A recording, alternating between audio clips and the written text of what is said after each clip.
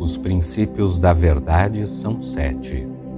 Aquele que os conhece perfeitamente possui a chave mágica cujo toque abrirá as portas do tempo.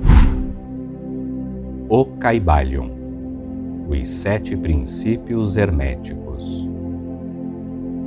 O princípio do mentalismo.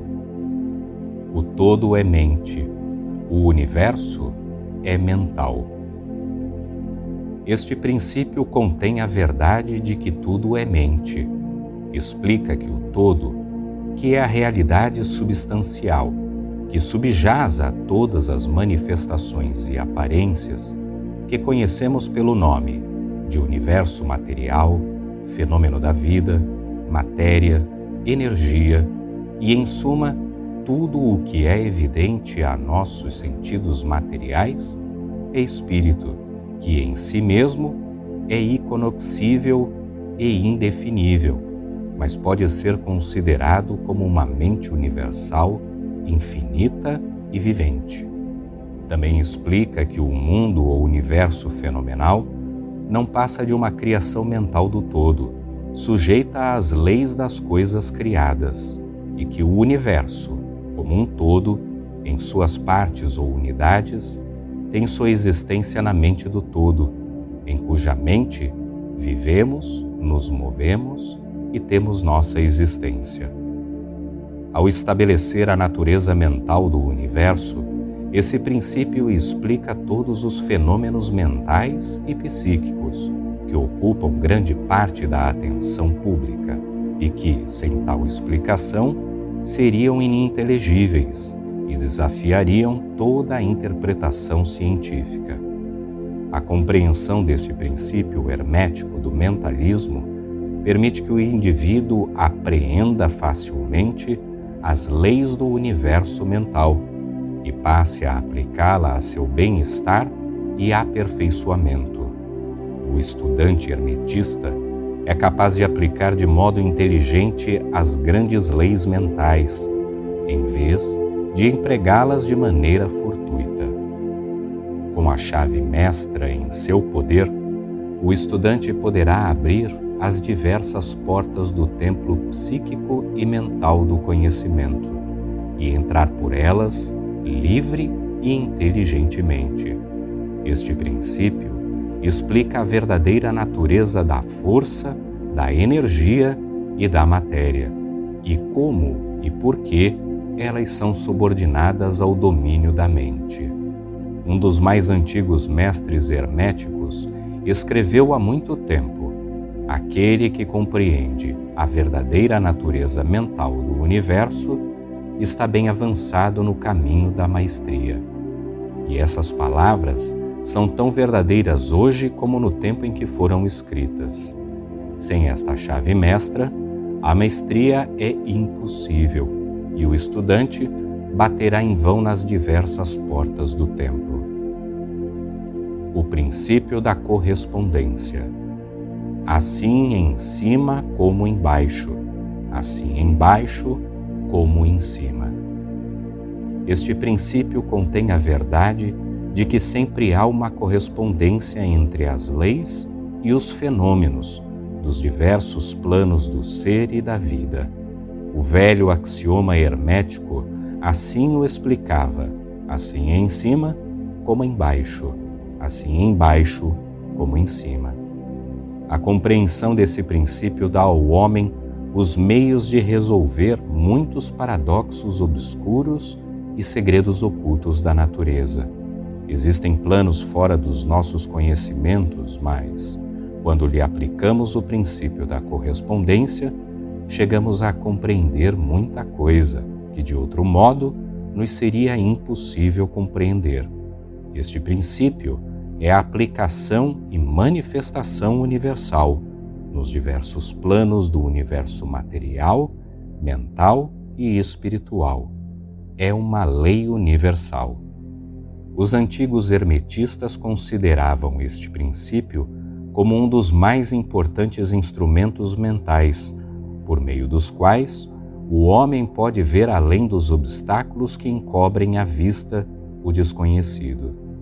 Seu uso constante chegava, inclusive, a desnudar o véu de Ísis, a ponto de nos permitir entrever, de relance, o rosto da deusa. Assim como o conhecimento dos princípios da geometria permite que um homem, sentado em seu observatório, consiga medir as distâncias e os movimentos de estrelas distantes, o conhecimento do princípio da correspondência permite que o homem raciocine com inteligência e avance por um caminho que o leve do conhecido ao desconhecido. Ao estudar a mônada, ele ascende a arcanjo. O princípio da vibração. Nada é parado, tudo se move, tudo vibra.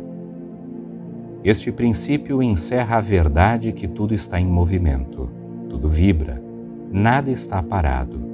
Fatos que a ciência moderna avaliza e que cada nova descoberta científica tende a confiar. E, contudo, este princípio hermético foi enunciado há milhares de anos pelos mestres do Antigo Egito.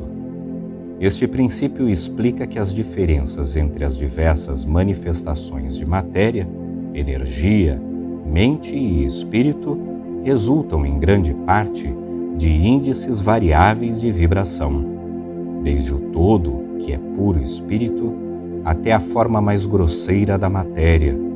Tudo está em vibração. Quanto mais alta a vibração, mais alta será sua posição na escala. A vibração do espírito é de uma intensidade e rapidez tão infinitas que praticamente ele está em estado de repouso. Assim como uma roda que, por se mover muito rapidamente, parece estar parada. No outro extremo da escala, há formas grosseiras da matéria, cujas vibrações são tão baixas que parecem estar em repouso. Entre esses polos, existem milhões e milhões de graus diferentes de vibração, desde o corpúsculo e o elétron, o átomo e a molécula, até os mundos e universos. Tudo está em movimento vibratório. Isso também é verdade nos planos da energia e da força, que nada mais são que graus variáveis de vibração. Também nos planos mentais, cujos estados dependem das vibrações, assim como nos planos espirituais. O conhecimento desse princípio, com as fórmulas apropriadas, permite ao estudante do hermetismo controlar não apenas suas vibrações mentais, como também as dos outros. Os mestres também aplicam esse princípio à conquista dos fenômenos naturais e o fazem de várias maneiras. Aquele que compreende o princípio da vibração alcançou o centro do poder, diz um antigo escritor. O princípio da polaridade. Tudo é duplo, tudo tem polos, tudo tem seu par de opostos. Semelhante e dessemelhante são o mesmo. Os opostos são idênticos em natureza, mas diferentes em grau. Os extremos se encaixam. Todas as verdades são meias verdades. Todos os paradoxos podem ser reconciliados. Este princípio incorpora a verdade de que tudo é duplo, tudo tem dois polos, tudo tem seu par de opostos, todos os quais eram antigos axiomas herméticos. Esses breves enunciados explicam os velhos paradoxos que deixaram tantos homens perplexos e que foram assim formulados. Tese e antítese são idênticos em natureza, mas diferentes em grau. Os opostos são a mesma coisa, diferindo somente em grau. Os pares de opostos podem ser reconciliados, os extremos se tocam. Tudo existe e não existe ao mesmo tempo. Todas as verdades são meias verdades. Toda verdade é meio falha. Há dois lados em tudo e etc. O princípio da polaridade explica que em tudo há dois polos, ou aspectos opostos, e que os opostos são simplesmente os dois extremos da mesma coisa. entre os quais há uma interposição de graus diferentes. Por exemplo, o calor e o frio, ainda que sejam opostos, são a mesma coisa, e a diferença entre eles consiste simplesmente na variação de graus dessa mesma coisa. Consultem seu termômetro e vejam se descobrem onde termina o calor e começa o frio. Não existe calor absoluto ou frio absoluto. Os dois termos calor e frio indicam somente a variação de grau da mesma coisa, e essa mesma coisa, que se manifesta como calor e frio, nada mais é do que uma forma, variedade e ordem de vibração. Assim, o calor e o frio são unicamente os dois polos daquilo que chamamos calor, e os fenômenos que daí decorrem são manifestações do princípio da polaridade. O mesmo princípio se manifesta no caso da luz e da obscuridade, que são a mesma coisa, consistindo a diferença simplesmente nas variações de graus entre os dois polos do fenômeno. Onde cessa a obscuridade e onde começa a luz? Qual é a diferença entre grande e pequeno, entre duro e maleável, entre branco e preto, entre afiado e côncavo, entre ruído e silêncio, entre alto e baixo, entre positivo e negativo? O princípio da polaridade explica esses paradoxos, e nenhum outro princípio pode superá-lo. O mesmo princípio opera no plano mental. Permita-nos apresentar um exemplo radical e extremo: o do amor e ódio.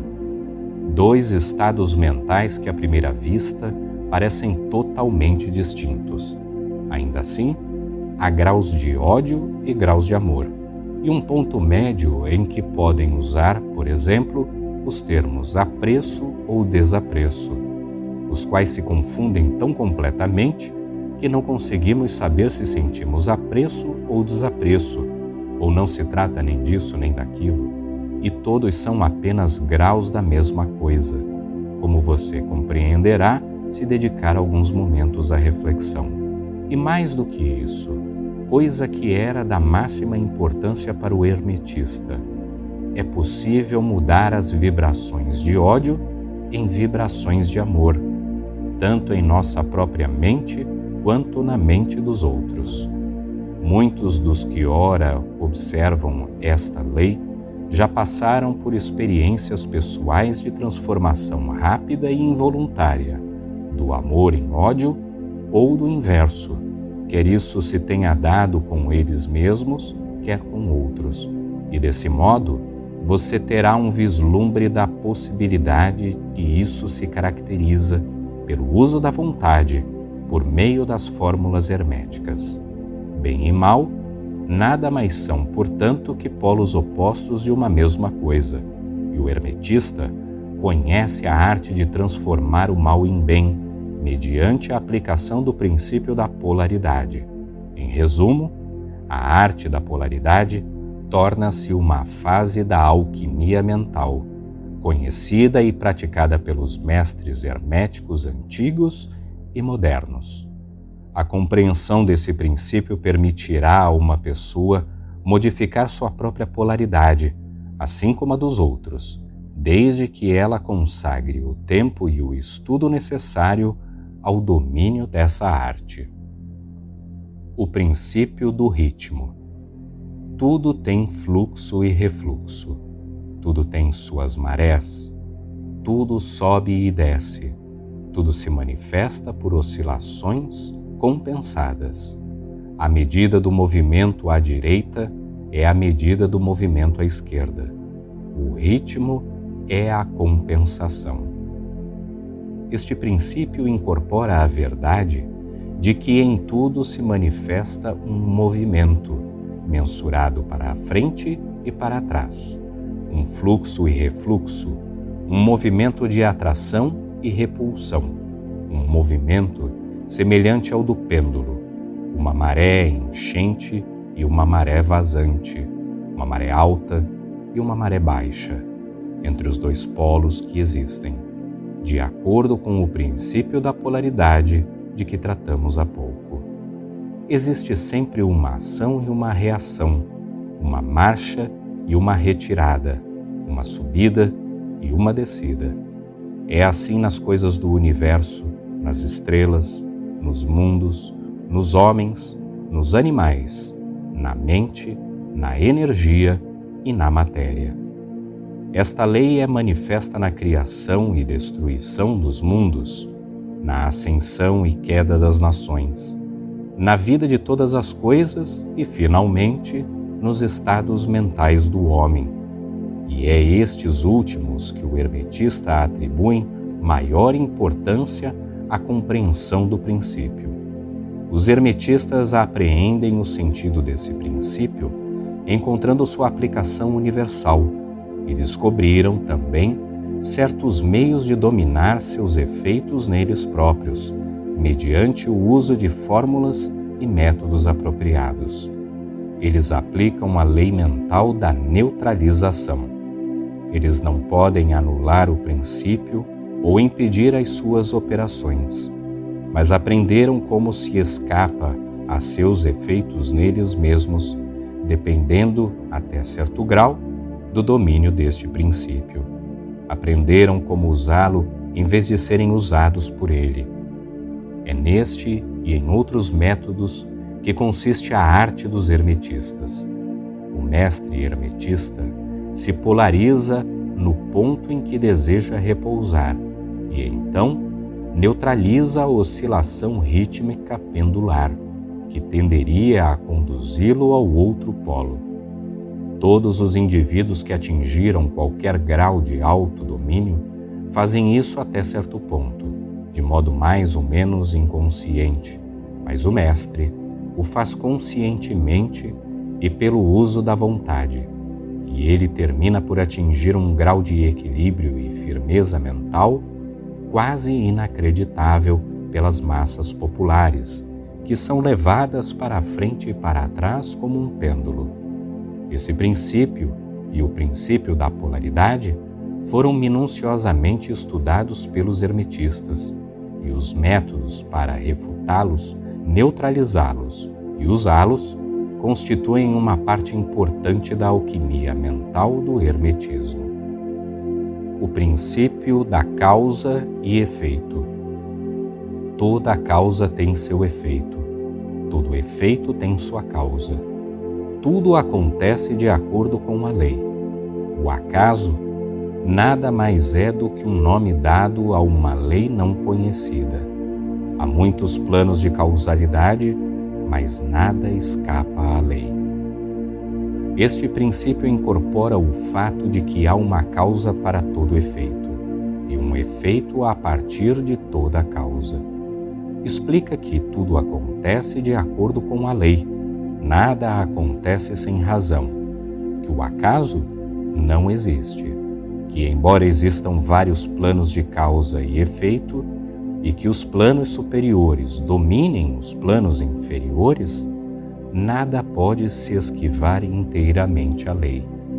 Os hermetistas conhecem, até certo ponto, a arte e os métodos de elevar-se acima do plano ordinário de causa e efeito, e por meio da elevação mental a um plano superior, tornam-se causa em vez de efeito. As massas populares se deixam conduzir docilmente, obedientes a seu entorno. Os desejos e as vontades dos outros são mais fortes que as vontades delas.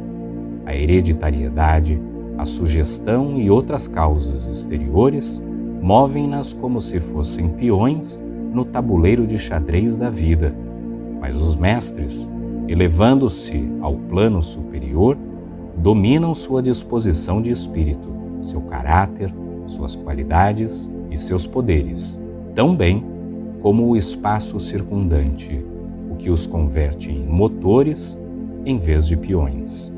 Eles ajudam a jogar o jogo da vida, em vez de serem jogados e dirigidos pela vontade alheia e por circunstâncias fortuitas.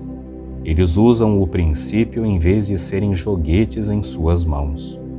Os mestres obedecem à causalidade dos planos superiores, mas ajudam a reger seus próprios planos. Nessa afirmação está condensado um tesouro de conhecimento hermético. Entenda-o se for capaz. O princípio de gênero. O gênero está em tudo. Tudo tem seu princípio masculino e seu princípio feminino. O gênero se manifesta em todos os planos. Este princípio incorpora a verdade que o gênero existe em tudo. Os princípios masculino e feminino estão sempre em ação. Isto é verdadeiro não só no plano físico, mas também no plano mental, inclusive no plano espiritual. No plano físico, esse princípio se apresenta como sexo. Nos planos superiores, assume formas mais elevadas, mas é sempre o mesmo princípio.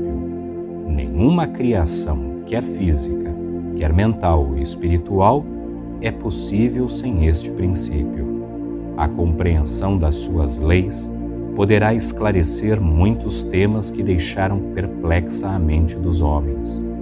O princípio de gênero opera sempre tendo em vista a geração, regeneração e criação. Toda coisa e toda pessoa contém em si os dois elementos ou princípios, ou este grande princípio, seja homem ou mulher. Todo princípio masculino contém o princípio feminino. Todo princípio feminino contém o princípio masculino. Aquele que quiser compreender a filosofia da criação, geração e regeneração mental e espiritual, deverá estudar esse princípio hermético. Ele contém a solução de muitos mistérios da vida. Devemos adverti-lo, porém, que este princípio não tem nenhuma relação com o grande número de teorias, ensinamentos e práticas execráveis e degradantes que são ensinadas sob títulos extravagantes que nada mais são do que a prostituição do grande princípio natural de gênero. Essas reminiscências degradantes das antigas formas infames do falicismo tendem a arruinar a mente, o corpo e a alma. E a filosofia hermética sempre fez soar uma nota de advertência contra estes ensinamentos degradantes, que tendem à luxúria, à depravação e à perversão dos princípios da natureza. Quem estiver em busca desses ensinamentos não encontrará qualquer coisa que possa ser útil. O hermetismo não conterá nada que o ajude em seu engrandecimento. Para aquele que é puro, todas as coisas são puras. Para os que são vis, todas as coisas são torpes.